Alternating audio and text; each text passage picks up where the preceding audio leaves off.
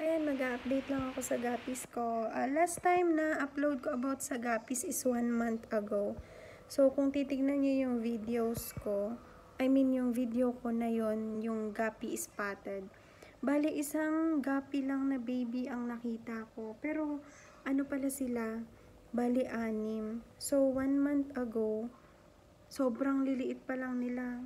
Bagong ano lang yung panganak. Pero ngayon, ang lalaki na nila. Nakita ko sila, 6 pala sila. So, yung medyo nauna lang sa kanila ng unti.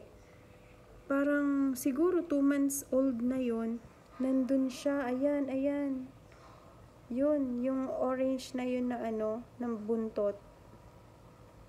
Yung malikot na yun. Parang 2 months old pa lang siya. Pero ang laki na niya ngayon. Tapos, yung niya, yung kulay niya as in totally kompleto na.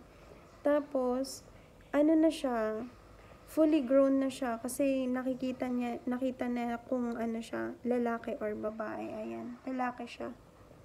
Tapos, ayan, sobrang gaganda na ng guppies ko. Yung last time na nagbakasyon ako, pagbalik ko, sobrang wala pa siyang kulay. Etong na to, etong orange na to na parang zebra.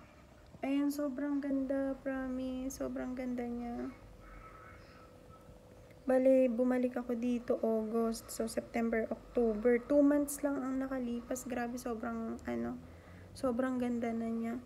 Tapos, may kasabayan siya 2 silang lalaki, tas isang babae. Hindi ko lang sure kung nakikita niyo ng ayos. Pero kasi, ang pinapakain ko sa kanila, nung umuwi kasi ako ng Pinas. Bale, umorder ako sa Shopee ng baby brine shrimp na hatch na. Tapos, sinabayan ko din siya ng dried Daphnia.